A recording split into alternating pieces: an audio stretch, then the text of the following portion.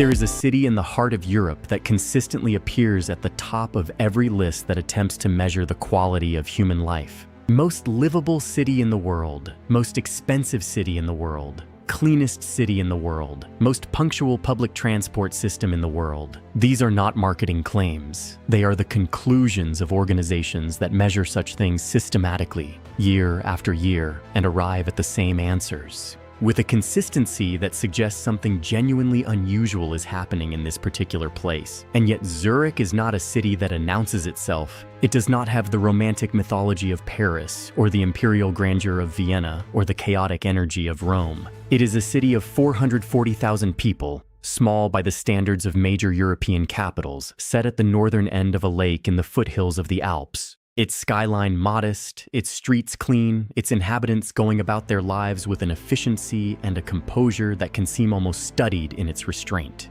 The question Zurich raises is not what it is. The statistics answer that with unusual precision. The question is how it got this way. What choices, individual, collective, political, cultural, produced a city that functions with this degree of reliability and this quality of life, and what it actually feels like to live inside it. This is Zurich. From above, it reveals itself as a city of remarkable natural setting. The Limmat River flows north from Lake Zurich through the heart of the city, dividing the old town, the Altstadt, into two distinct banks before emptying into the Limmat proper and continuing north. The lake stretches south for nearly 40 kilometers, its surface a deep blue-green in winter and a sparkling turquoise in summer. And on clear days, the phone days, when the warm southern wind clears the air, the Alps are visible to the south, their snow-covered peaks rising above the horizon, in a display that residents who have lived here for decades still stop to notice. This is the setting. What happens inside it is the story. The city that works. Zurich works in a way that few cities work. The trams run on time, not approximately on time, not usually on time, with a precision that is an operational standard, measured and reported and taken seriously as a reflection of the city's relationship with its own commitments. The tram network runs on a schedule so well integrated with the suburban rail and lake boats that transferring feels like changing rooms in a house. The streets are clean. Not clean in the way that streets are clean after a crew has passed, clean as a permanent condition, maintained by a combination of public infrastructure and social norms that treats littering as a genuine breach of the collective agreement. The bins are emptied regularly. The graffiti is removed quickly. The dog waste that plagues other cities is largely absent. The water from the tap in Zurich is drinking water of a quality that most of the world's bottled water cannot match. It comes from Lake Zurich, filtered through a treatment process that Zurich's water utility manages with extreme attention to detail. Zurich residents do not, as a rule, buy bottled water. They fill glasses from the tap and drink it without thinking about it, which is itself a statement of remarkable civic achievement in a world where clean tap water is not universally available. These details, the trams, the streets, the water, are not trivial. They are the substance of daily life and determine what it feels like to live somewhere. And what it feels like to live in Zurich at the level of daily friction is that things work. The Altstadt and the weight of history. Zurich is an old city in the way that European cities are old. Its oldest parts carry centuries of accumulated history in their stones and their street plans in a way that no renovation quite erases. The Altstadt sits on both banks where the Limmat exits the lake. The streets are narrow and irregular, following medieval logic. The buildings are stone and timber, their facades painted in the muted colors, ochre, pale yellow, gray-green, that characterize Central Europe. The guild houses that line the Limmat quay are some of the finest examples of medieval commercial architecture in Switzerland. A reminder that Zurich was, in the Middle Ages, a significant trading city on the routes between Northern and Southern Europe. The Grossmünster towers over the right bank on its distinctive twin Romanesque towers, standing on this spot since the 9th century. It was here that Huldrych Zwingli began the Swiss Reformation in 1519, making Zurich an epicenter of the Protestant transformation. The Reformation Zwingli initiated shaped Swiss culture, the Calvinist emphasis on work, discipline, and the suspicion of excess. The moral seriousness of ordinary daily life. These are not abstractions in Zurich, they are characteristics. Across the river, the Frau Münster is distinguished by its Marc Chagall windows, 5 stained glass panels installed in 19 1870. Chagall produced what many consider his finest work, panels depicting biblical scenes in colors so vivid they change with the northern light. The Niederdorf is Zurich's most animated neighborhood, a pedestrian zone of shops and restaurants that fills with people in the evenings, where jazz clubs and restaurants serving everything from Swiss Rusty to Vietnamese PHO reflect the international character of the city.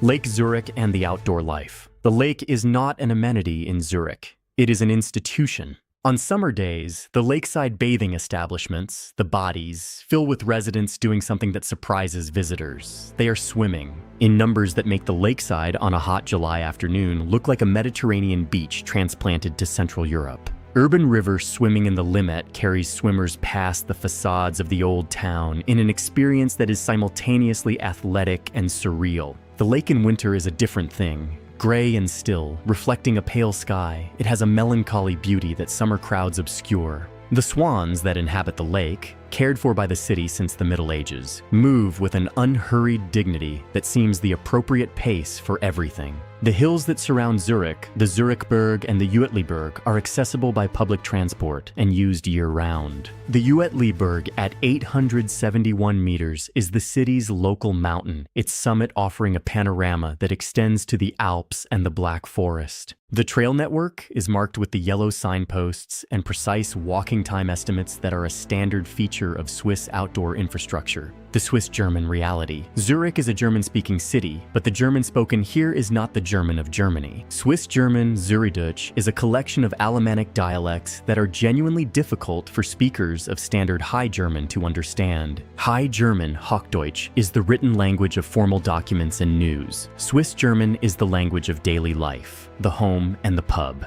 The Swiss navigate between the two with a fluency acquired in childhood, producing a linguistic duality that is a unique feature of Swiss life. This has practical consequences for the international community. Learning High German does not automatically grant access to the Züridütsch around you. The ability to participate in casual conversation in a workplace or a neighborhood requires exposure to Swiss German that formal language instruction rarely provides. This is one of the reasons that Zurich's international community sometimes exists in a parallel social world, more connected to the English-speaking professional environment of the workplace than to the Swiss German-speaking neighborhood environment of the street. The four-language reality of Switzerland, German, French, Italian, and Romansh, are all national languages, is something that Zurich engages with primarily through the federal political system rather than through daily cultural interaction. Zurich is firmly in the German-speaking part of Switzerland, and the linguistic border with French-speaking Switzerland, the Röstigraben, is not merely geographical.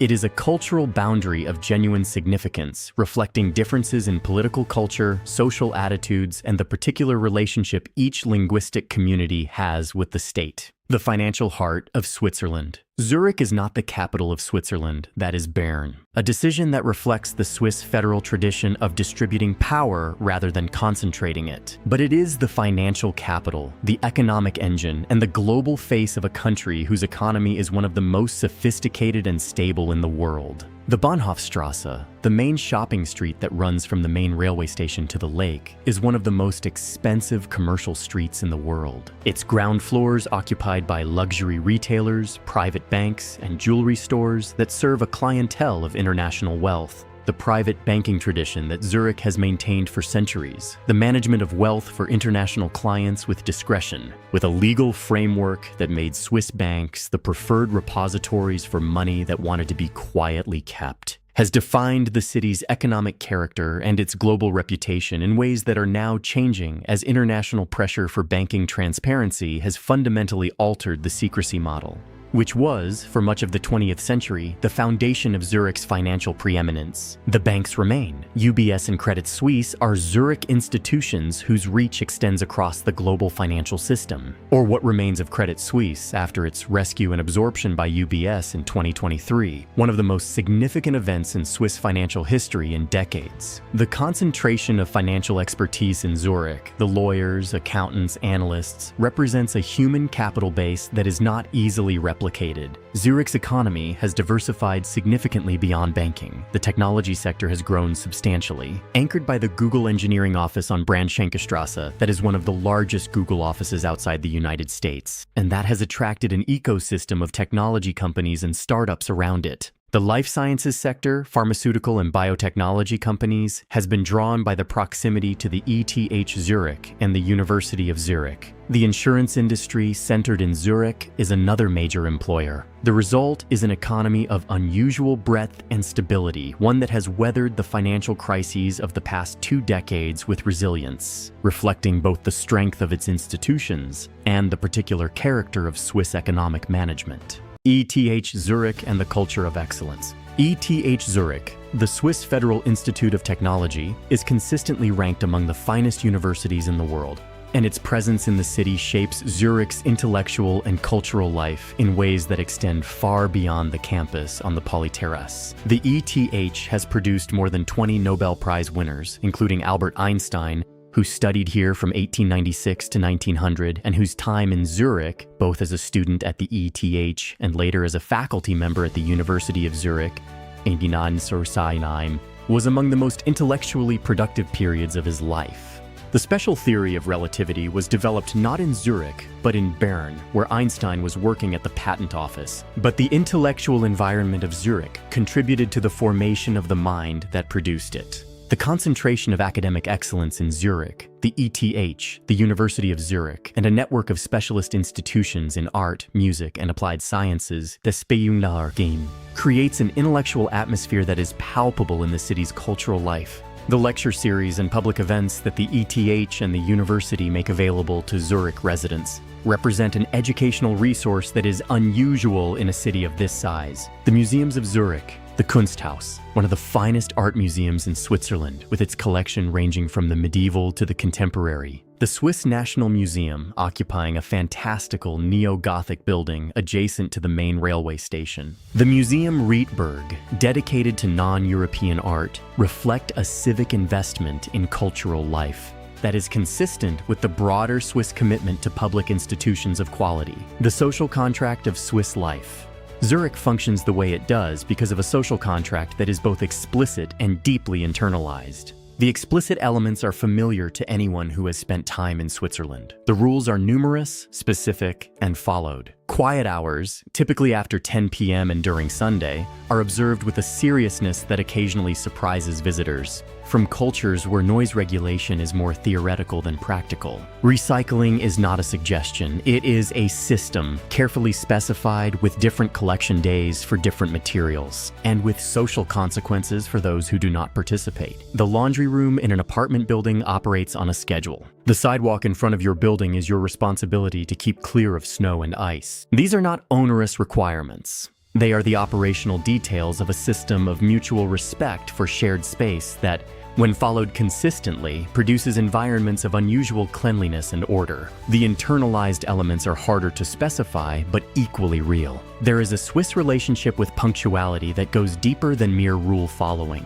Being late to a meeting, to a dinner, to any arrangement where another person is waiting, is experienced as a form of disrespect, an imposition of your time preferences on someone else's life that the Swiss find genuinely inconsiderate, in a way that cultures with more elastic relationships with time do not. This is not a performance of discipline. It is a genuine value, internalized through upbringing and reinforced by social experience, that produces environments where the expectation of reliability is met with a consistency that is itself one of the foundations of trust. The Swiss system of direct democracy, in which citizens vote several times a year on specific legislative and constitutional questions, at federal, cantonal, and municipal levels, is not merely a political system. It is a civic culture that produces citizens who are genuinely engaged with the specifics of governance in a way that representative democracy alone does not require. The Swiss voter who goes to the polls to decide on a specific infrastructure investment or a specific tax rate or a specific social policy